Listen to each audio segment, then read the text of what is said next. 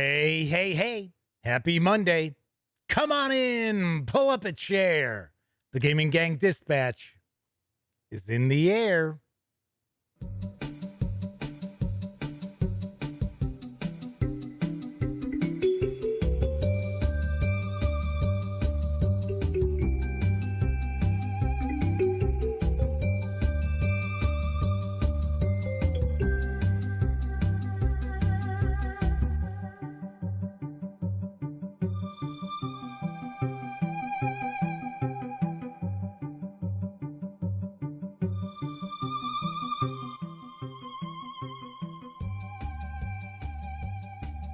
Howdy, howdy, howdy, gang. Welcome once again to the Duct Tape Studios. I'm Jeff McAleer, your host, here at the Gaming Gang Dispatch, brought to you by, incredibly enough, thegaminggang.com, of which I happen to be the founder and editor-in-chief. So welcome aboard. Tonight is Monday, August 29th, 2022. This is live stream 822. How about that? So, if you're not familiar with this, it's super casual around here.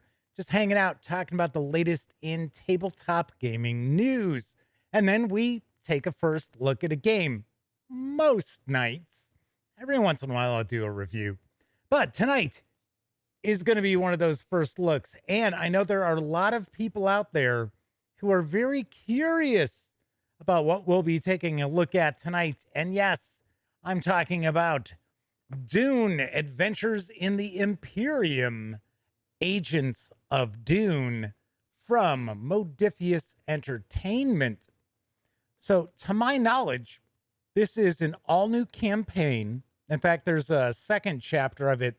I don't know if it's out in PDF yet or not, but I know it's on the horizon. And essentially, your house replaces House Atreides on Arrakis. So, and there's a bunch of NPCs, and I'm looking forward to cracking this open and taking a peek. So that is what we're going to be diving on into tonight. But of course, we do tackle the tabletop gaming news of the day first around here. So if you aren't super familiar with the format of the show, tackle the news, then we'll dive into the first look or review. So it's probably going to be about 35 minutes before we get into Agents of Dune. So if you're watching live, kick back, relax, enjoy yourself. If you happen to be watching this 30 minutes or more after the stream ends, though, there will be timestamps.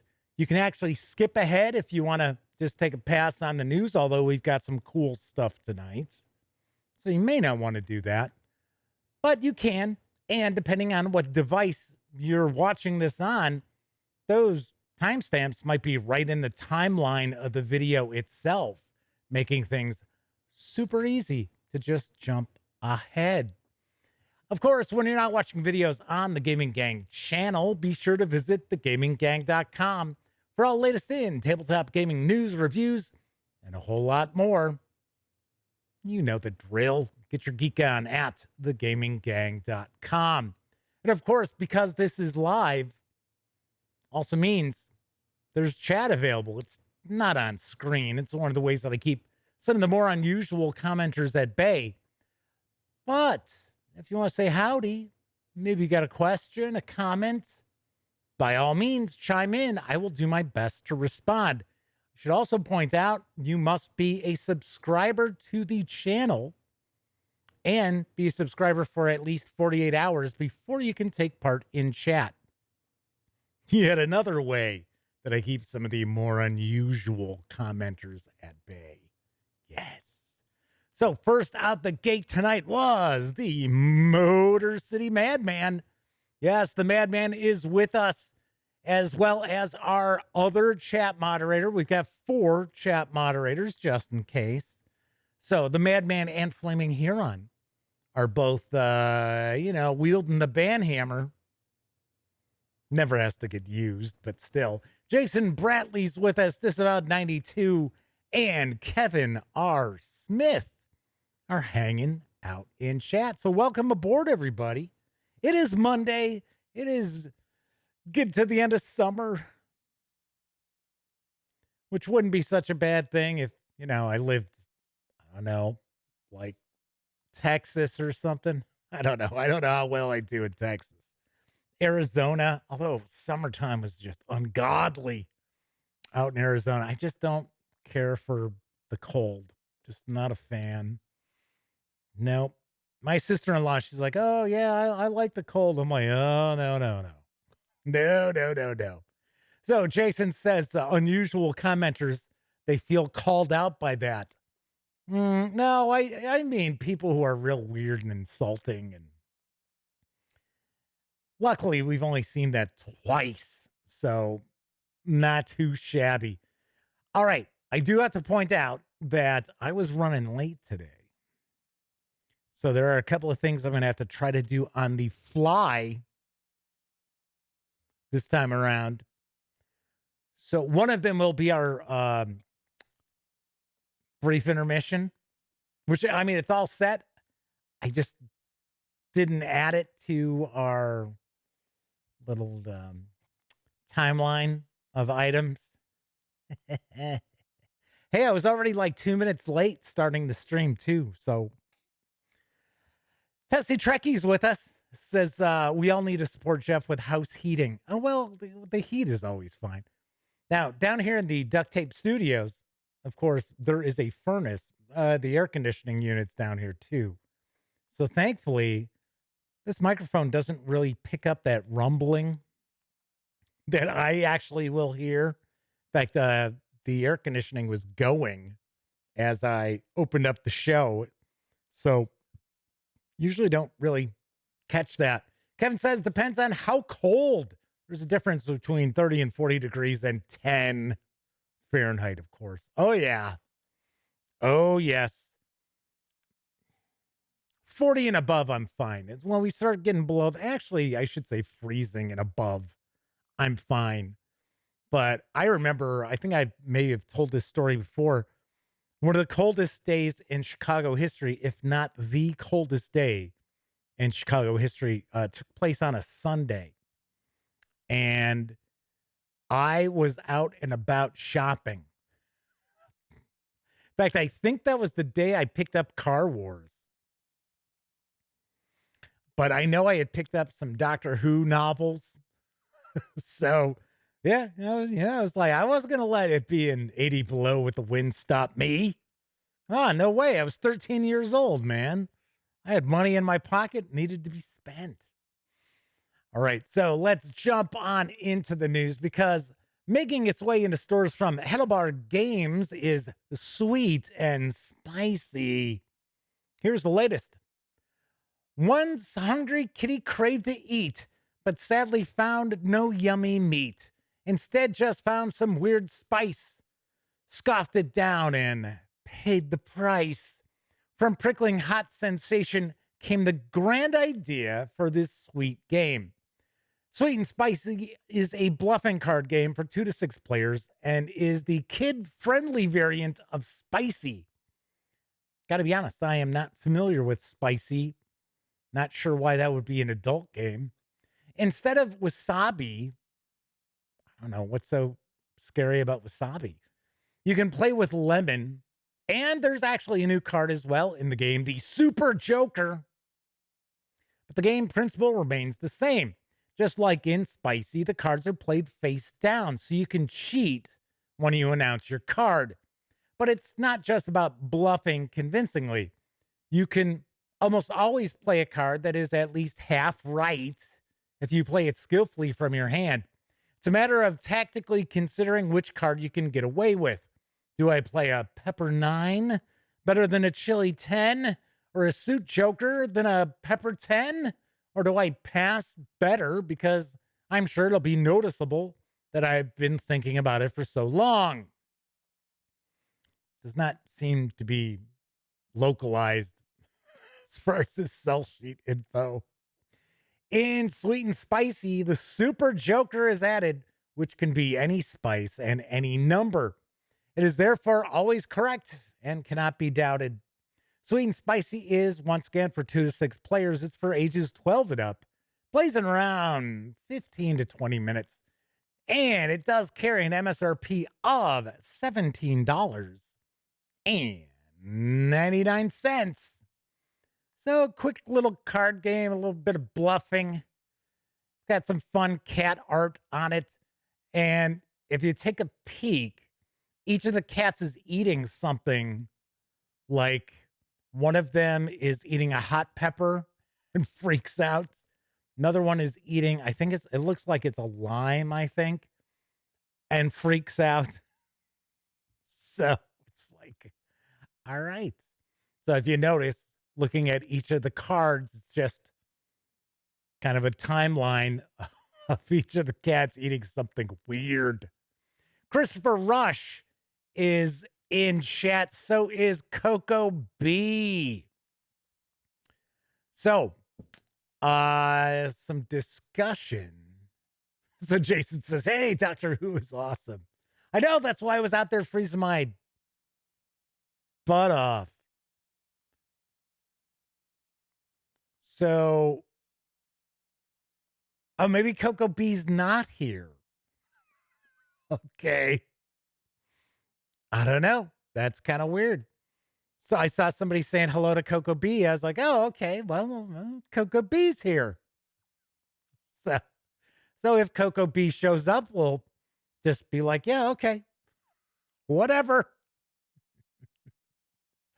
All right. Moving right along. Returning to stores this week is Token Terrors Battlegrounds. It is from Giga Mech Games. Here's the skinny. Welcome, warlords, to the battlefield. Battles rage between fearsome factions on the continent of Terra, and you must command your army to crush your opponent in a savage skirmish. In Token Terrors Battlegrounds, 2 players each draft an army of 10 Token Terrors from a variety of factions and use them to completely eliminate their opponent's army on a 7x7 battleground grid. Through strategic movement, well-timed attacks, and clever use of each faction's unique abilities, one army will conquer the battleground and reign victorious. This compact strategy battle game is deceptively simple with remarkable strategic depth. The combat is packed with decisive choices, action point management, area control, press your luck, and sometimes a bit of puzzle solving. Yes, solving them puzzles while I battled it out. The Token Terrors miniatures themselves are also durable, inexpensive, dice-sized mini monsters with a ton of character that make great Magic the Gathering token creature representations or RPG minions. That's interesting. That's coming from Giga Mech Games. Hey, by the way, you can pick up this game and you can use our minis for Magic the Gathering if you'd like. See you on the battleground. Token Terrors Battlegrounds is for 2 players, ages 12 and up, plays in around 20 to 40 minutes, and it carries an MSRP of $44.99. I've got to say, these little miniature, they look like miniature busts. They kind of look like they're taken from like Universal monster movies. So we've got one that kind of looks like a like creature from the Black Lagoon. So Coco B is pointing out that they are a dude, which I actually knew. I knew Coco B was a guy. Anyway, Phantom Coco B. So the Madman says they never saw Doctor Who until last week. What? Zoinks! You are going to have some fun, my friend. No, Okay. I mean, I did turn my nephew on to Doctor Who back in the day, but then he was also like 11. So moving right along, let's talk about some role-playing game news because fans of Pathfinder will want to take note that the Kineticist class playtest is going to come to an end on September 5th. I've got the details. Welcome to the Kineticist playtest.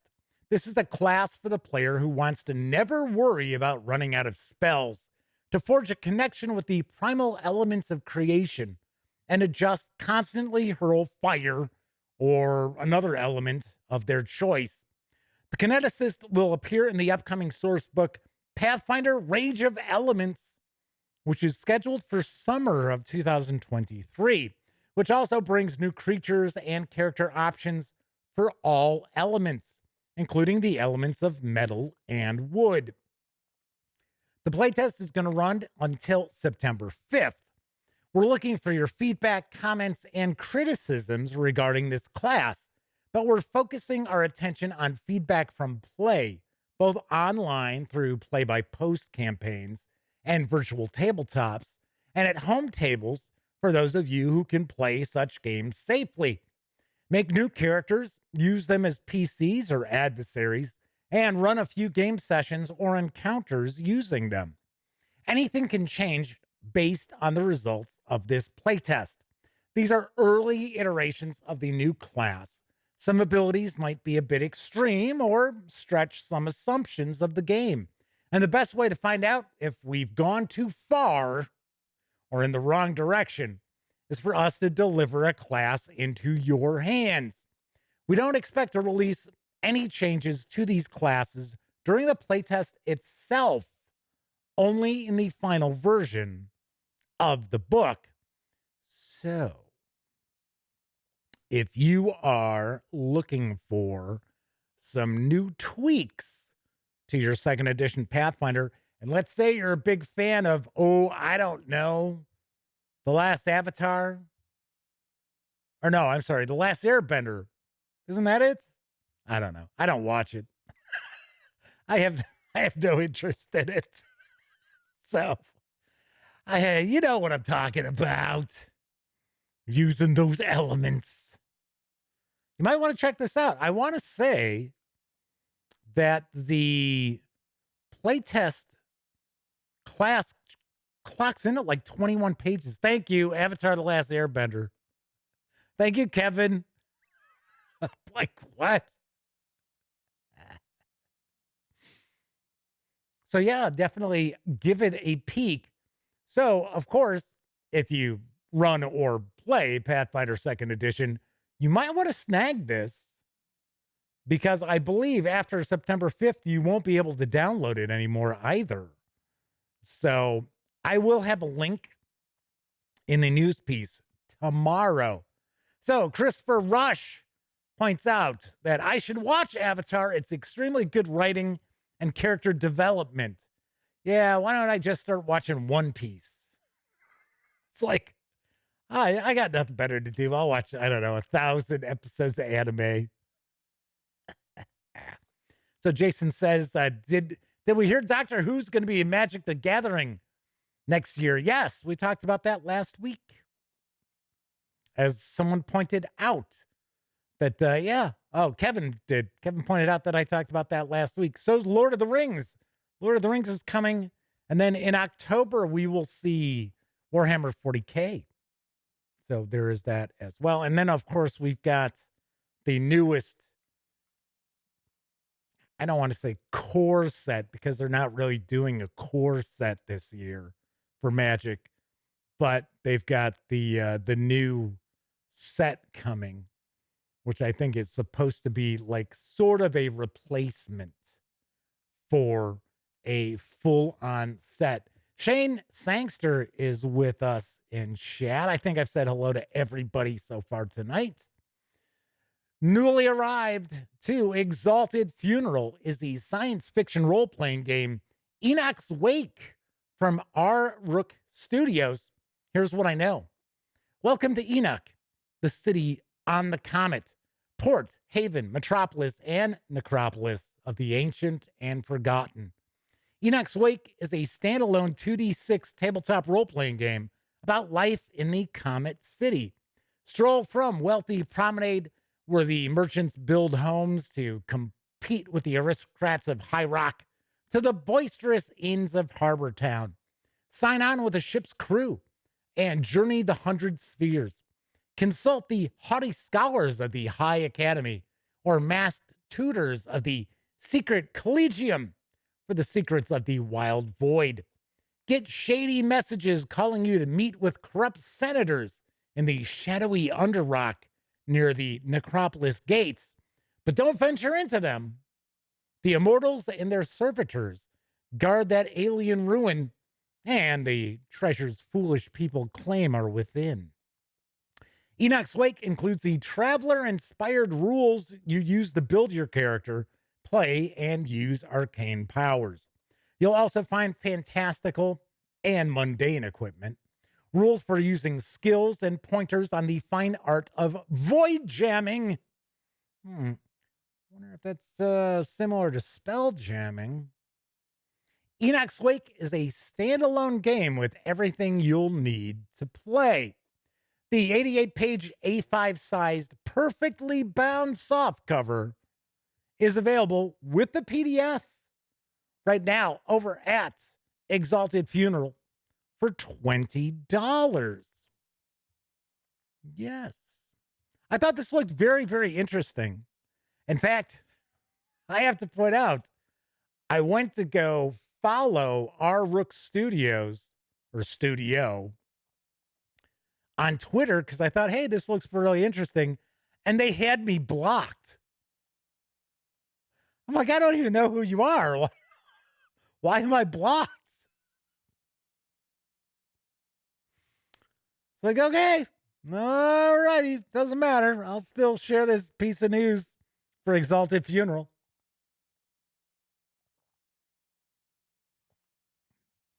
Christopher Rush, there's a discussion going on about Avatar right now. And a lot of discussion about getting into it, that it's really good, but you got to get somebody to sit down and watch it. So, see, that's the difficult thing with anything. As 245 Trioxin joins us. Good to see you hanging with us. Let's move on to the final news piece. Now available in PDF from my friends over at Cubicle 7 Entertainment comes Sea of Claws for Warhammer Fantasy Roleplay. Here's the scoop. To the north lies the bitterly cold and tempestuous Sea of Claws. The sea separates the Empire from the lands of Norska, where marauder tribes beseech the forces of chaos for glory and power, and vast monsters make their lairs in the fjords. The coastal provinces of the Empire, desperate to escape the stranglehold of Marienburg, scramble to construct mighty navies and sea defenses. Sailors, explorers, pirates, and wreckers all rub their hands in thought of the wealth to be won. But whilst the life on the ocean waves can reap great rewards, the risks are greater still. Sea of Claws is a guide to adventuring on the seas of the old world. This 160-page book contains a trip around the coast of the Sea of Claws, from the marshes of Caron to the blighted shores of the Troll Country to the frozen territory of the Bjornlings. There's a guide to manning an ocean-going vessel, ship-to-ship combat, and new approaches to trade. A bestiary of sea creatures from the diminutive gimcrab to the colossal black leviathan. There's the seafarer class, a careers for those who live on the ocean or by the coast. Rules for exciting events, worthwhile endeavors, and deadly encounters during long sea voyages. There's also information on the cult of Manon and the worship of Stromfels. Famed seafarers such as, get ready, Arch Sea Lord Vrisk Ironscratch, Wolfric the Wanderer, Jago Roth, and Long Drong I said Drong with an R, providing profiles for these great captains and guidance on how they might influence adventures. Sea of Claws is the perfect starting point for a new campaign set on the high seas, or the ideal book for those interested in taking an ongoing campaign out of the Empire and to distant lands across the seas. This 160-page PDF is available right now over at DriveThruRPG for $19.99.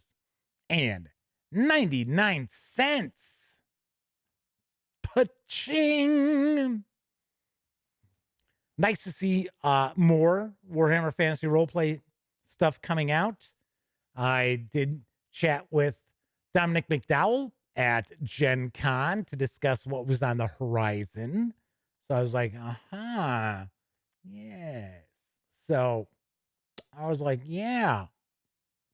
All righty. Good to see this. I know we've got a new, I think it's going to be 3 chapters. It's going to be 3-chapter campaign that is on the horizon. I don't know how soon. I'm taking a guess probably sometime next year is when we'll start seeing it rolling on out in PDF. So, yes, so there's some discussion about people on Twitter. So Christopher Rush says a lot of Twitter accounts block people for just talking to people who talk with the wrong people. Kevin says, yeah, there's some people just blast out, unfollow and block this person tweets. And then people block anybody who follows that person. I don't know.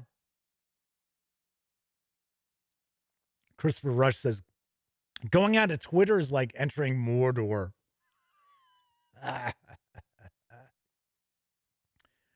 Kevin says, it's ridiculous since on Twitter you're a follower, not a friend. Just means you want to keep track of them. I mean, did every political journalist who followed the former president like him? No. Coco B says, Twitter's a random fight machine. MC has popped into chat. Good to see MC. All right, that is it for the news tonight. Of course, I was just talking about DriveThruRPG. Don't forget, the gaming gang, thus the Dispatch, is affiliated with the One Bookshelf site. So if you are going to visit, say, DriveThruRPG, stop by thegaminggang.com first, click on one of our banner ads, and that way, if you happen to make a purchase, I get a small portion of that sale. And all those nickels, dimes, and quarters really do add up and help keep thegaminggang.com around. Also, if you like this video, if you dig the channel, if you find thegaminggang.com to be a valuable resource, hell, if you just enjoy what we do, you can always swing by paypal.me/thegaminggang and making a small donation. And a heap of thanks for the folks out there who use the banner ads and or stop by to visit the paypal.me page, because it really helps out a lot. It really, really does. All right, so I see Christopher Rush is like, Dune. We'll get there. We'll get there in a moment or two. So, Tessie Trekkie says they admit they blocked new TSR given their politics. I haven't even followed them. They don't pop up. But yeah, there's a lot of oddness out there. There's far more strangeness in our hobby than I would like to admit is unfortunate. I'm learning more and more just how weird some of the people are in our hobby. Thankfully, it's a very small portion, very small percentage, but they are here. All right. Anyway, got a lot cooking. Got a bunch of stuff. So, I changed up what we're going to be doing this week. So, I was going to take a look at a 5e book on tomorrow's show, but USAopoly sent along Marvel Dice Throne. And I was very curious about this game. And I saw it a little bit at Gen Con. So they were kind enough to send this along. So we're going to take a look at this tomorrow. So that is what's on the agenda for tomorrow's show. And then, of course, Wednesday, we are going to take a look at the Musket and Pike Duel Pack from GMT Games. Yes, it'll be a War Game Wednesday. Yeah. But I have gotten a lot of cool stuff. So this week, I promise you will see my review of the Player's Handbook for Castles and Crusades. I swear, I promise you. It was going to be this weekend, and then you will find out I did a Kickstarter preview. Yes, that will be out tomorrow for you to take a peek at. I made an exception. I even talked about it in the video, how I don't really do it anymore. So there is that.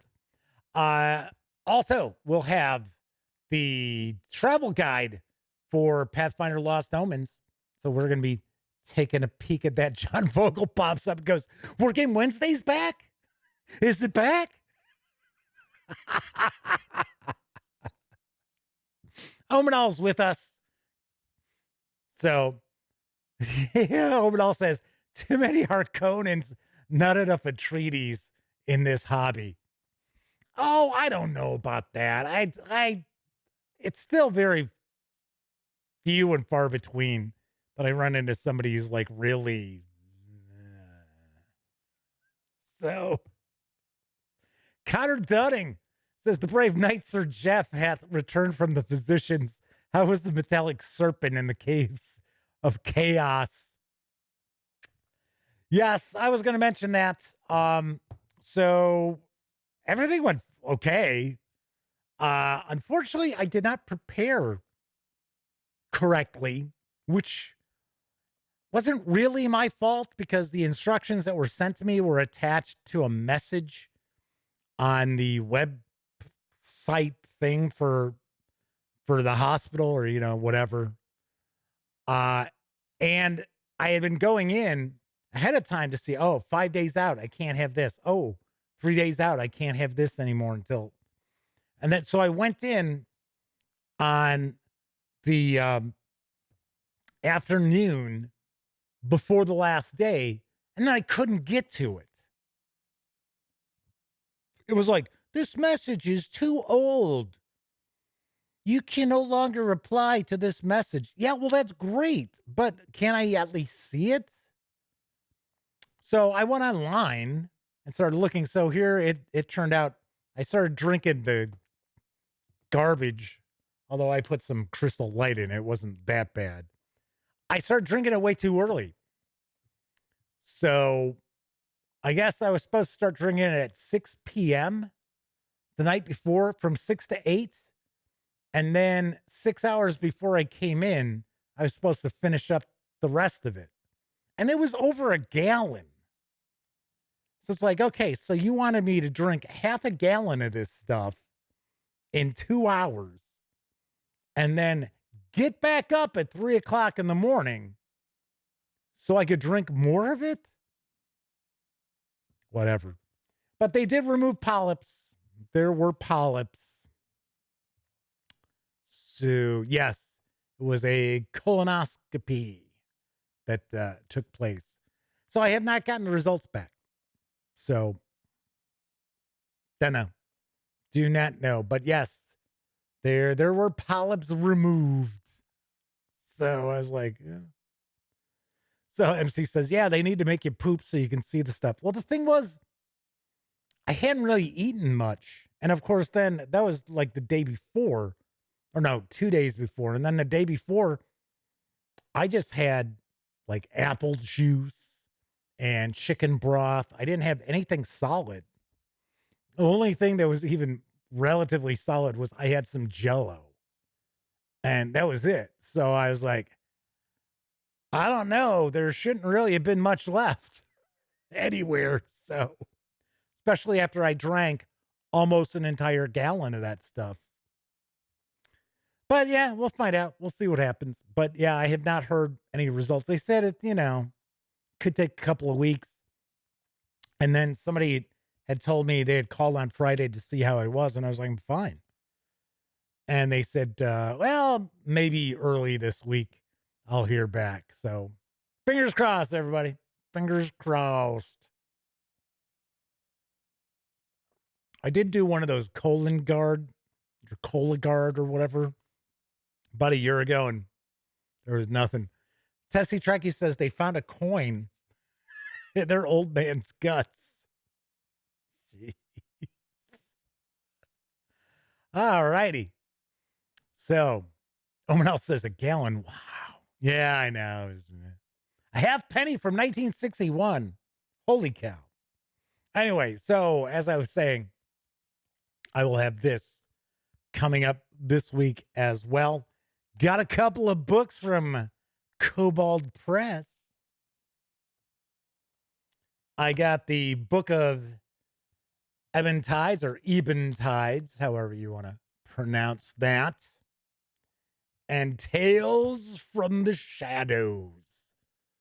So we will be taking a peek at these. We might do that next week. We might take a peek at these next week, because I will not be doing a show on Monday because of the holiday. And I think they'll be all right. It should be all right. So he's a monster and he had loot the half penny, I guess. So Connor Dunning asks, what treasure table do you roll on for colon loot? MC says, oh God, I have the special edition of the Ebon Tides book on pre-order. What's the official release date for that? It's got to be super close. I would think that this is going out to Kickstarter backers, because Wolfgang's pretty on top of things. I don't think he sends stuff out to, reviewers and that before backers get stuff. So I would assume once the backers have their fulfillment from the Kickstarter, then they'll start shipping out. I would think Kobold Press's website will say. So we shall see. All righty. So tonight we are going to be diving on into Dune, Adventures in the Imperium, Agents of Doom. And did I say Doom? It sounded like I said Doom. It's Agents of Dune. In case you thought I said Doom, it's not. It's Dune. So Connor says pre-order expected approximately September 21st.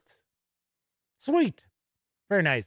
So we'll actually get some coverage of it out there ahead of time. Anyway, so we're going to do our first look. But before we do that, I think it's time. And I'm going to have to set this up. It's going to take me a second. So the old intermission video is going to start playing. But you'll enjoy it. It'll be worth it. So I think it's time for a brief intermission. This little boy, this little girl, their mother and father too. They all have an urge, and oh, what an urge for something to munch and chew. Choo-choo. Now these are just swell and... It's intermission time, folks. Time out for a delicious snack in our sparkling refreshment building. Every item a fresh, appetizing taste treat. Traveling down a dusty road, going to meet my friends, heading for the movies right around the bend.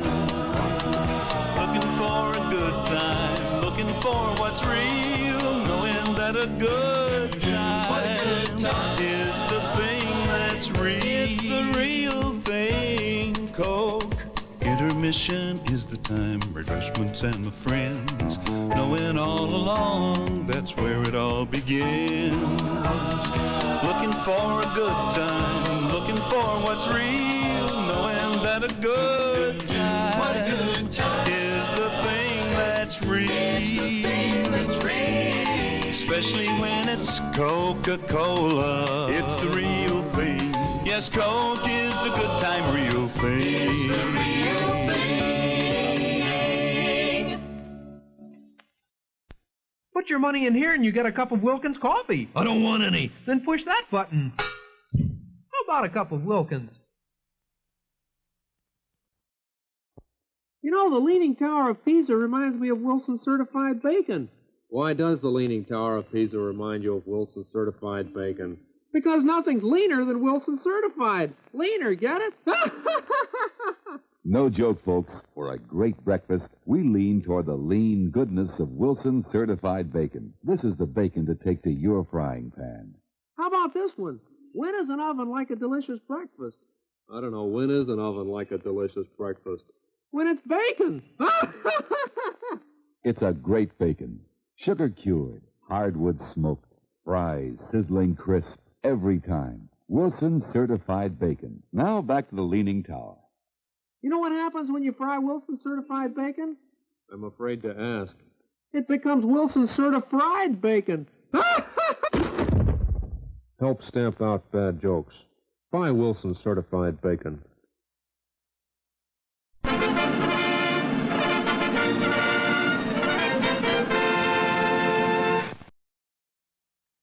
Wonkins lives! But the wise-ass tourist dies. The Leaning Tower of Pisa crushes them. They tell one last bad joke. MC says, thank you, Leaning Tower. What kind of bacon? Coco B's asking. All righty. So tonight we're going to be taking a first look at Dune, Adventures in the Imperium, Agents of Dune from Modiphius Entertainment. The set carries an MSRP of $81. You can grab the PDF over at DriveThruRPG right now for $20. No joke, $20. So I don't know if that's a mistake, because usually it's about half the MSRP.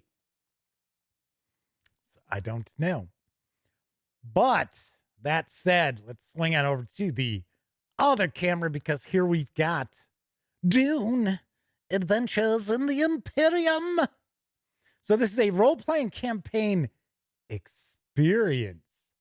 Ooh, and there is a digital copy of the core rulebook included, so there is no doubt a code. So, tell you what we're going to do.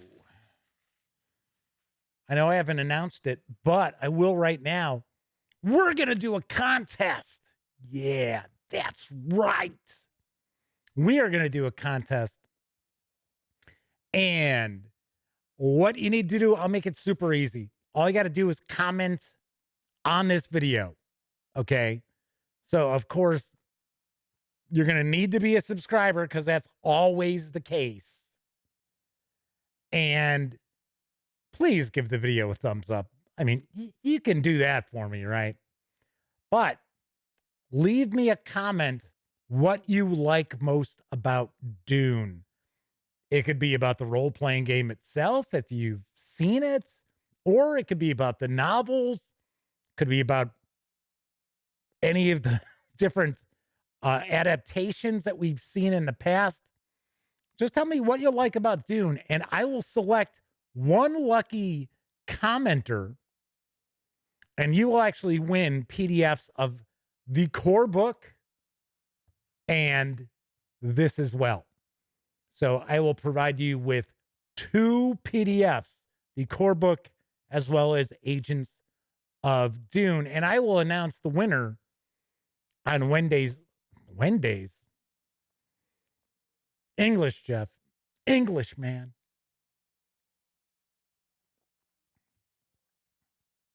Ay. I will announce the winner on Wednesday's live stream.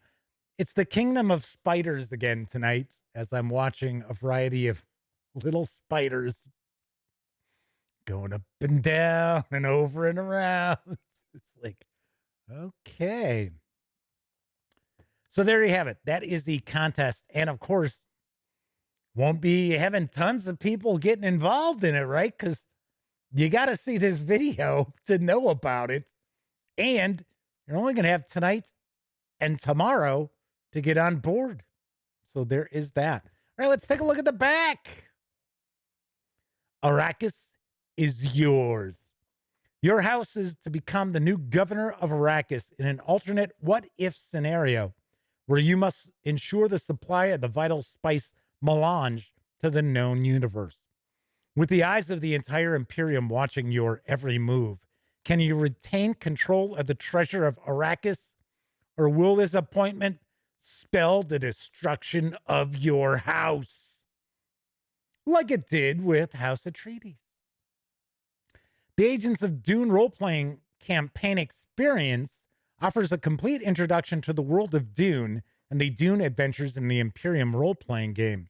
The box contains everything you need to start playing with no preparation required. I'm kind of curious about that. Even if you are new to Dune or role-playing games, this set guides you through an epic story where your characters are the heroes. So you don't actually need the core rules. There are enough rules in this to get you started. I will not say that this is like a starter set because it is a campaign. Plus, it's got an MSRP of $81. You don't find too many $81 starter sets unless you're talking about Traveler, which I think was $70. But the reality is it was the entire core book. So Flaming Heron says seems that there's a new Dune MMO in the works. Dune seems to be a hot property at the moment. I enjoyed the movie. I'll be the first to point out I didn't hate the David Lynch adaptation. I thought it was all right. I mean, there were some things that they just kind of zipped past, and other things that they kind of focused on a little too much. But MC says they're currently rereading the series. I only read 3 of the books, and then it kind of lost steam for me. Right, so let's see what we've got inside. So I do have the autofocus on tonight because I know there's cards and stuff like that, so we're going to try to get a little closer look. So we have a read me first, and this is, it looks like it's in character. So you're going to create your house. So it says, what if you ruled Arrakis? So we have 5 character folios. We have an adventure booklet, which is for the game master, which I'm going to assume is also going to have our kind of quick start rules. Kevin Smith says that MC says the director's cut of the Lynch film is actually amazing. And then Kevin points out it's not really a director's cut because David Lynch disavowed it and had nothing to do with it. Yeah, I had heard that too. I have not seen it. I have not seen that edition. Like I said, it was all right. I've seen far worse science fiction movies. I know a lot of people hated it. It was okay. So we've got some decks of cards, tokens, trackers, and maps. We got dice. Looks like we've got kind of like Dune dice. Because this does utilize the 2D20 system, but it looks almost like they're desert dice. And a core rulebook PDF. So there's going to be a code in here that I am going to have to make sure I get hide right away. So MC says, hey, the Lynch Dune was all we had back in the 80s. Nobody wanted to take any risks on obscure IPs back then. So Christopher Rush says, the dice must flow. Right, so we got, we got kind of a player aid on the back here. Conflict, attack sequence, determination, So here's our adventure book that we're going to take a peek at. And then we've got our character folios that we'll dive on into as well. So, decent softcover book. Cover's all right. And I believe, I think this clocks in, I think it's at 116 pages. So we have some thanks going to Legendary as well as Gale Force 9. Well. Right. So we are going to kind of jump through some of this. We're not going to take a look at every page, obviously enough. Should also mention the fine folks over at Modiphius Entertainment provided me with this review copy of Agents of Dune. But as always, neither I nor anyone else affiliated with Gaming Gang has received any other sort of compensation for me to share this coverage with you. And of course, these days, it's important for you to know that. So there's some discussion of that other adaptation. Wasn't it a Polish director who had been... Okay, so Christopher says, be careful on that last page. There's a code on it. Gotcha. I had a feeling it was going to be on the back cover because that's usually where Modiphius Entertainment puts their PDF codes. All right, let's jump on in. So setting up the game. So we have a note for experienced game masters. This adventure is designed to teach the game master and players how to play Dune Adventures in the Imperium as they go. But if you're already familiar with the rules, you may wish to skip over some of these instructions and run things a little differently. You may even wish to create your own characters and house to play this adventure. All right. So we get some read aloud to get us started. Act 1. That is something as far as many of the Modiphius Entertainment role-playing games, which are built on the 2D20 system. They are set piece based. They are act based. That we go from scene to scene. It's not sandboxy, really. Usually, I don't want to say it's never sandbox-ish, but that is kind of the design philosophy of most of the Modiphius role-playing games. And I don't really have an issue with that. So everybody's talking about the artwork for Dune and this book in particular. Modiphius Entertainment, they usually have good artwork. They got their Conan releases. I wish I had seen some of those up close and personal, because I haven't seen any of the Conan books. I mean, I've seen them in PDF. I've reviewed some of them. But that artwork is really solid. All right, so we got a lot of read aloud, but this is also walking you through how you're going to play the game. So, trusting the Harkonnens? What are you kidding me? Even casual familiarity with the Dune universe has probably instilled in the players a fundamental distrust of the Harkonnens, whose name is said to be a byword for treachery. The premise that the player characters are expected to work with and trust the Harkonnens may be a difficult hurdle to get over. So, there are some potential ways in which to deal with it. All right, Act 1, Part 2. So it looks like this might be where we get into combat. MC says the Sand and Dust Arrakis source book is probably their favorite book made for the game so far. Modiphius Entertainment says Modiphius has to be up there as one of their favorite publishers. I don't get to see as much stuff from Modiphius as I would like. Thankfully, they brought on somebody different for their PR who has reached out to me on certain things. That's why we got to see Dune Adventures in the Imperium. We got to see Fallout. And I did not do the reviews on those.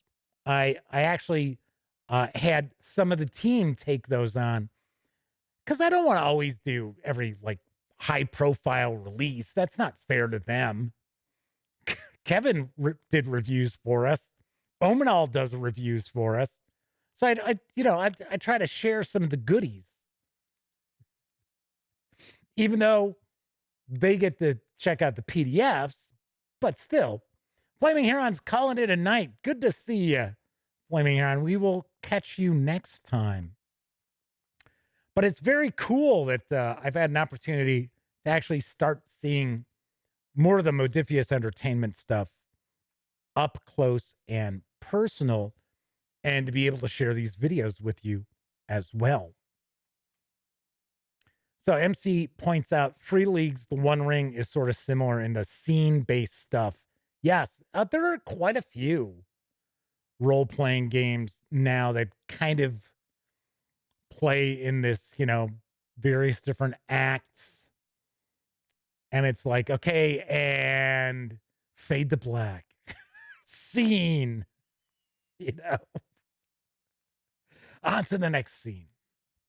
I don't mind it. It's if you follow the Gaming Gang, I'm all about telling stories, having fun.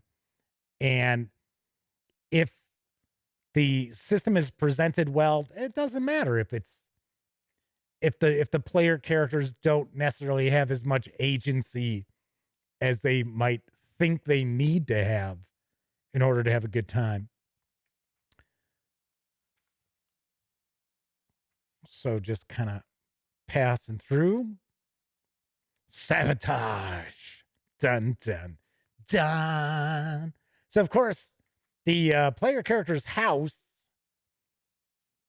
has replaced House Atreides, and they have been tasked with running the spice production on Arrakis. Act 3, Desert Planet.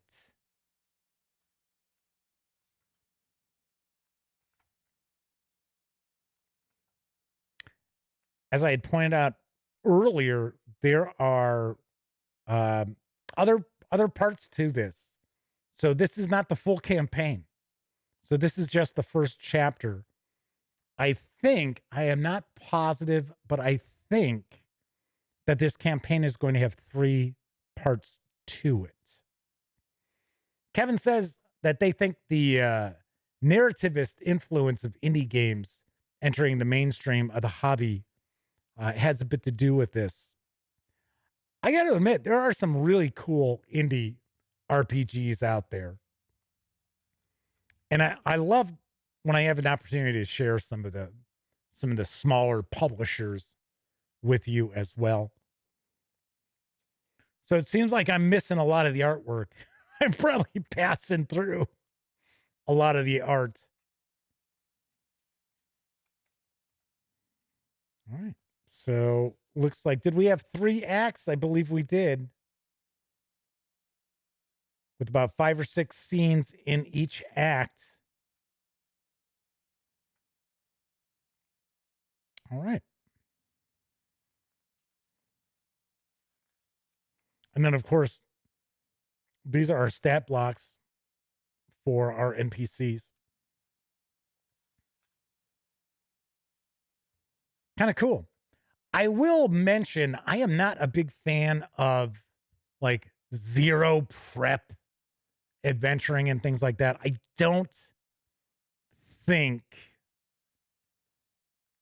to be honest with you, I don't think it comes off, it plays off as well as actual prep work. So I got to be honest, I can't imagine just, starting to run this just by reading from the book. To me, that'd be kind of boring. I would not be a big fan of that as a player. Because I've pointed this out before. I've talked about this before. Even Wizards of the Coast has done studies, and they say once you hit about 3 sentences of read aloud, after that, people start checking out. So it's like, okay. So this is the adventure book. 116 pages there. Next up, we've got, let's take a look at these character folios. So we have a Marshal Noble. So this is House Nagara. And this character is the eldest child of the house's ruler.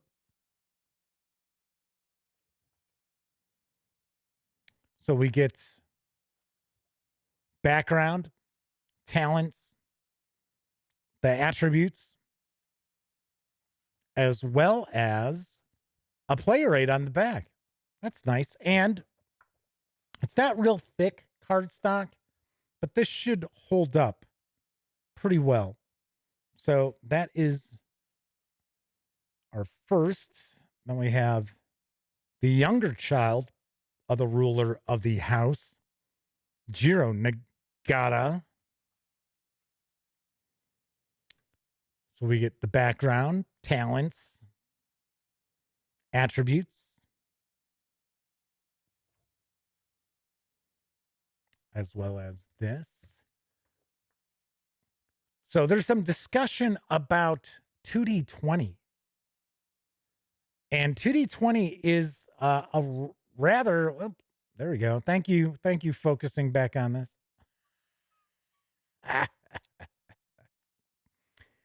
Yeah, 2D20 is an unusual system. It's a little bit different, but it's never, in fact, Christopher Rush just pointed out how they like how Modiphius tinkers with the system a bit between each line because it's crunchier for some systems and it's less so for others. So like John Carter, Warlord of Mars, Star Trek Adventures, those tend to be a bit more lightweight.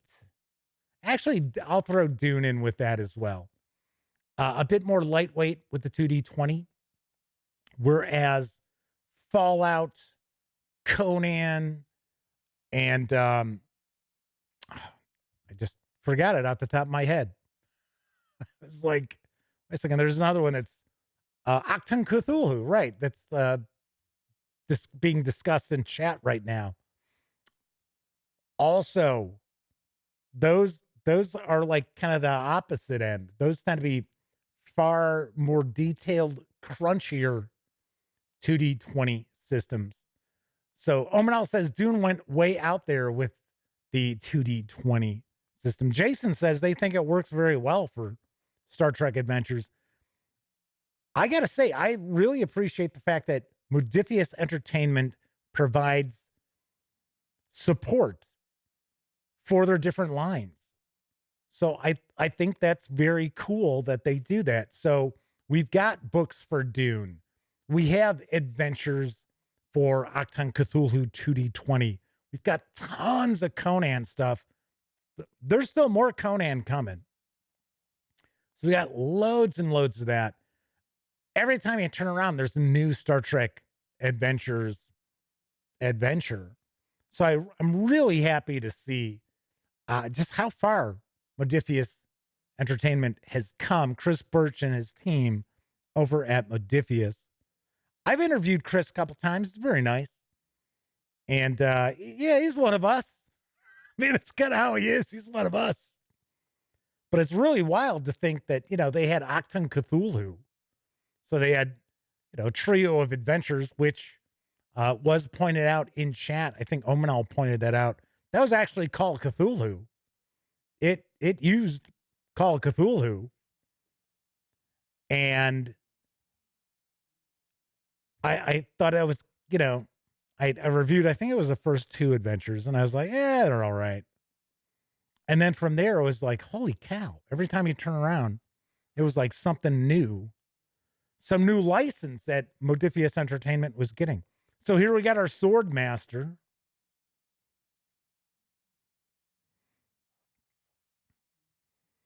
The background, talents, drive, and our player aid. And then we have our Bene Gesserit Spy Master.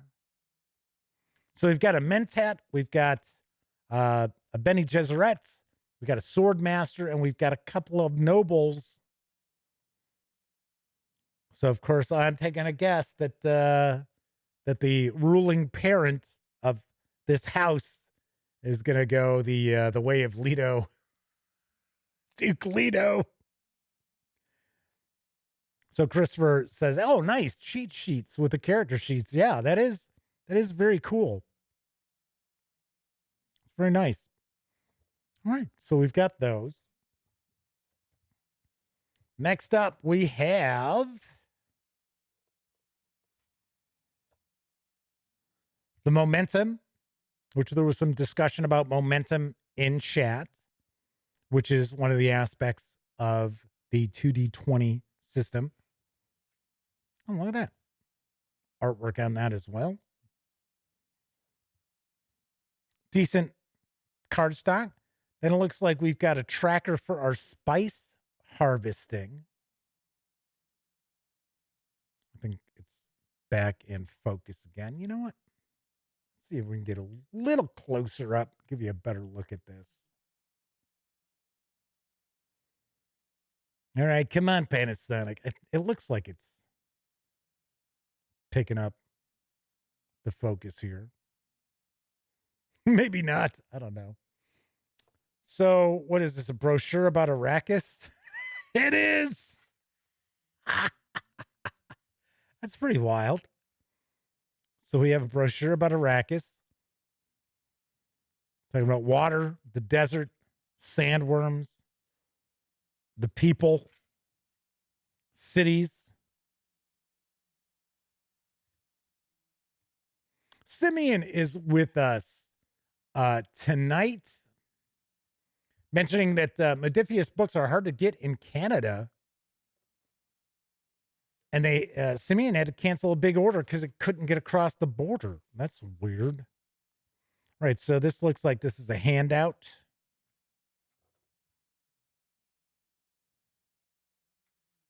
And another handout. There's no more you can do to us, so we have nothing to lose. That's kind of funny how they have the back of it too. So we got some tokens. So we've got some various tokens here. All right, come on. I've mentioned before, unfortunately, Panasonic's autofocus is not the best.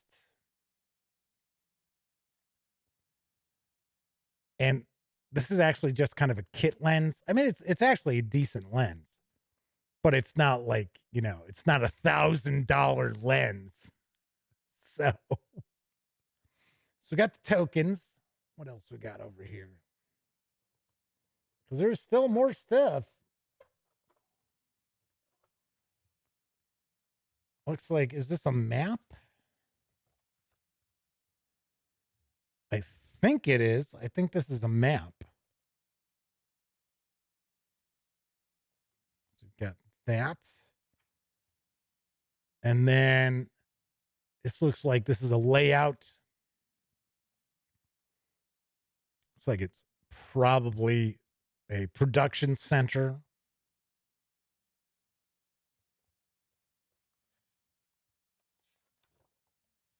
We've got a dueling map. Because, of course, dueling plays a big part in Dune. So, of course, it plays a big part in the Dune Adventures in the Imperium role-playing game. So, Christopher Rush says, yeah, it's a map for zones, probably. That's what I figured. Then we got a negotiation map. So there is, with the Dune role-playing game, there is a good amount of social challenges that you'll overcome. Obviously enough, this is not going to be just super heavy combat at all. So there you go. So we got that. So here we got our dice. Let me open these up.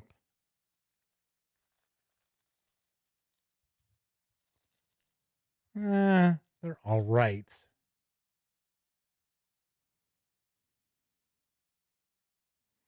I mean, they're cut. They just have really small faces.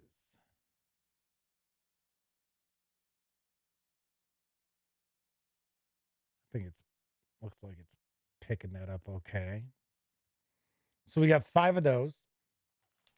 We've got some standees right here. So does that mean... So we got 2 decks of cards. I'm going to take a peek at these. So I'm kind of curious. Do we have standees for the characters and NPCs? Or do we just have it for the characters? Do we actually use cards from the deck? So here I see we've got gear. I see some different stuff here. So it looks like we've got a variety of different decks of cards.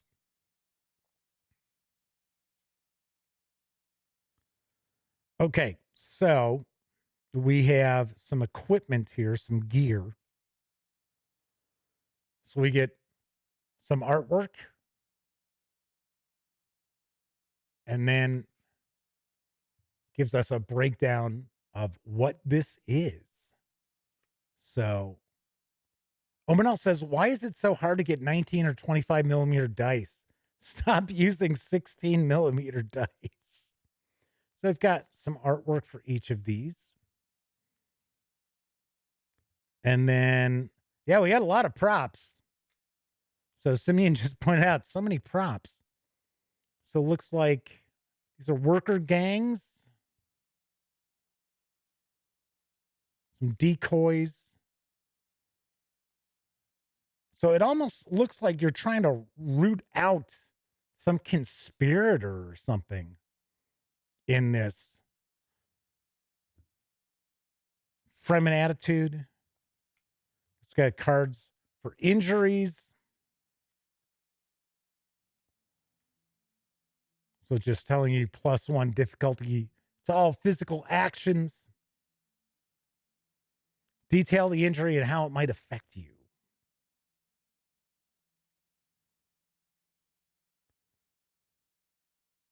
Huh. So, yeah, there's all these cards for different things. So Shaken, Chom Influence, Harkonnen's Secrets, Still Suits. So that's equipment there. Then we've got some other stuff here. Dart gun.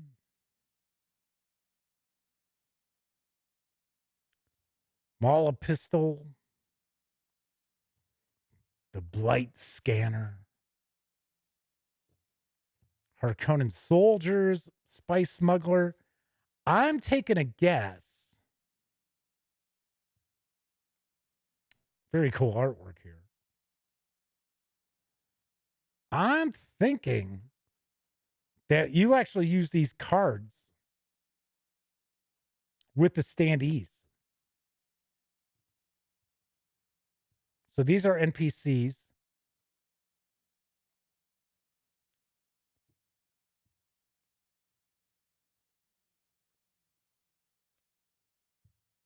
And we have different, looks like different bars down at the bottom.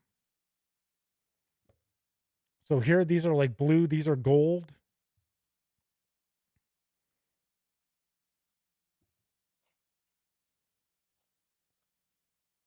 I'm just curious if we're going to run across our pre-gens. Yes, we are. There they are. So that must be it.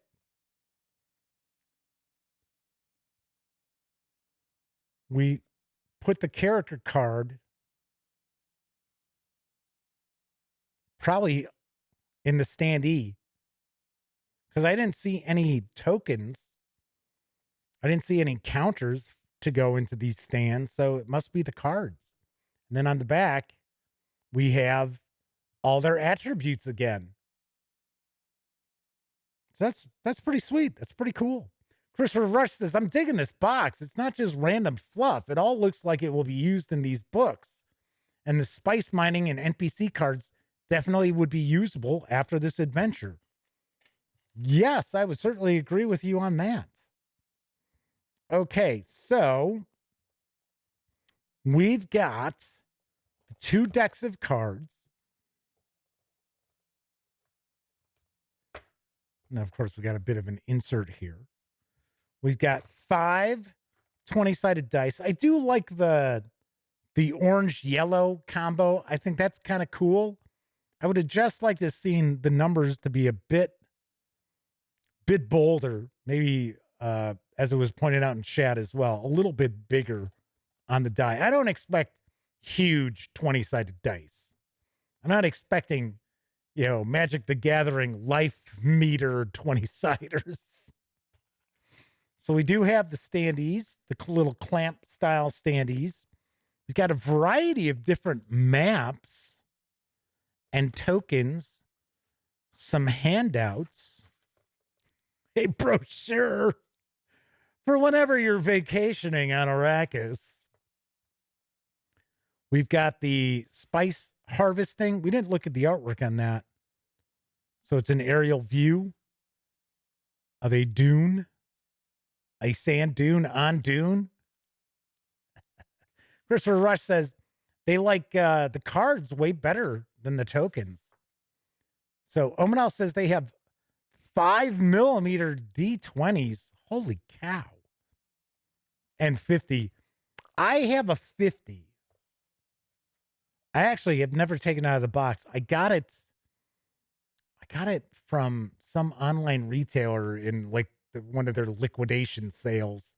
I got it for like $1. I was like, fine. All right, so we've got our pre-gens, our 116-page adventure book, as well as our read this first. And don't forget, there's a code for the PDF of the core rulebook as well that's included with this box set. And that's what you find in Agents of Dune for Dune Adventures in the Imperium from our friends over at Modiphius Entertainment. Once again, this is available now. It does carry an MSRP of $81. I think it's available now. If it's not available now, it's making its way in stores right now or very shortly. I will tell you, you can grab the PDF right now at DriveThruRPG for $20. So it's like, all righty. So I was like, pretty sweet. This is pretty sweet. And of course, I'll have a review of Agents of Dune in the very near future. Don't forget, jump into the contest. I am going to give away a PDF of the core rulebook as well as Agents of Dune. All you got to do is be a subscriber. Please thumb up this video and comment on this video. What is it about Dune that you enjoy? And it could be the movies, the TV miniseries that was on Sci-Fi a few years back, the role-playing game, the books, what have you. Just tell me what it is you like about Dune, and I will randomly select a winner and announce them on Wednesday's live stream. Sweet. All right. So, not too shabby. This looks, I'm impressed. When I first got this and I saw $81, I was like, wow, that's kind of pricey. I still think it's kind of pricey. Don't get me wrong. But I think there's more to it than I was like expecting. So I'm like, okay, seems a little more fair. Personally, I do think $81 is a little high. But anyway, we'll find out more when I review Agents of Dune. All right, that is it for this time out. Don't forget, tomorrow I will be unboxing and taking a first look at Marvel Dice Throne from USAopoly. This includes Spider-Man, Loki. Oh, it's Miles Morales Spider-Man, I should point out. Loki, Scarlet Witch, and Thor. And I know nothing about this. I know absolutely nothing about it. So we will be taking a peek at that on tomorrow's show. And of course, tomorrow morning, my Kickstarter preview, I almost said first look. It's really not a first look. But my Kickstarter preview will be up tomorrow morning. So give that a peek. I'll be a portion of tomorrow night's show as well. All righty then. If you like this video, by all means, please give it a quick thumbs up. Subscribe to the Gaming Gang channel if you haven't already. And if you do subscribe, don't forget, ding that bell. It'll not only let you know when the Dispatch streams live Monday, Tuesday, and Wednesday evenings at 7 p.m. Central, right here on YouTube.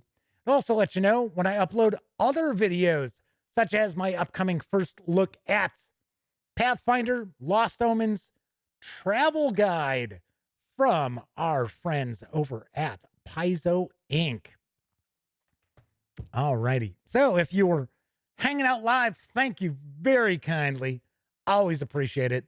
If you took part in chat, big tip at the cap, extra experience points for you as well. But of course, I know a lot of people don't have an opportunity to watch live. Doesn't matter if you're watching live or on Memorex. Thank you very, very much for taking time out of your busy life to watch any of the videos on the Gaming Gang channel. Of course, when you're not watching videos on the Gaming Gang channel, be sure to visit gaminggang.com, the newly redesigned website, I should point out. Still playing around with it a little bit. Yeah. It's getting there. It's getting there.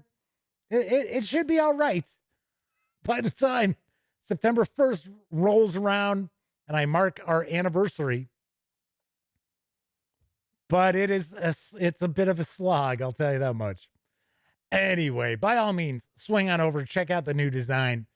And of course, you'll get to run across plenty of tabletop gaming news, reviews, and a whole lot more that you aren't going to find here on the YouTube channel. I'll be back tomorrow. Everybody enjoy the rest of your morning, afternoon, evening, whatever time of day it happens to be in your neck of the woods. And here's hoping each and every one of you always gets to enjoy plenty of great gaming with your gang. And now, folks, it's time to say goodnight. We sincerely appreciate your patronage and hope we've succeeded in bringing you an enjoyable evening of entertainment. Please drive home carefully and come back again soon. Good night.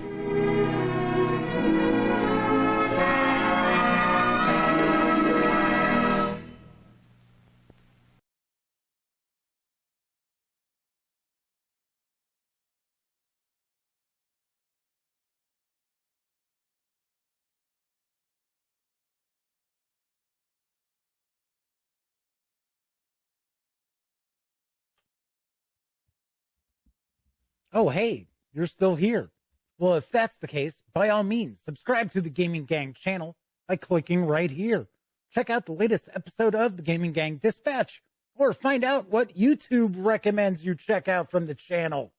And of course, once again, I'm Jeff McAleer. Thanks for watching.